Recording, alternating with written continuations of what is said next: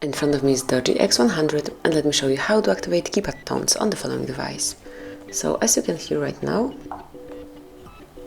they are not active. So if you would like to activate sounds on each digit, just open the settings, find and select sound, and then select advanced. Scroll down, and here you will notice the iPad tones. Smoothly tap on it, and from now on it is active.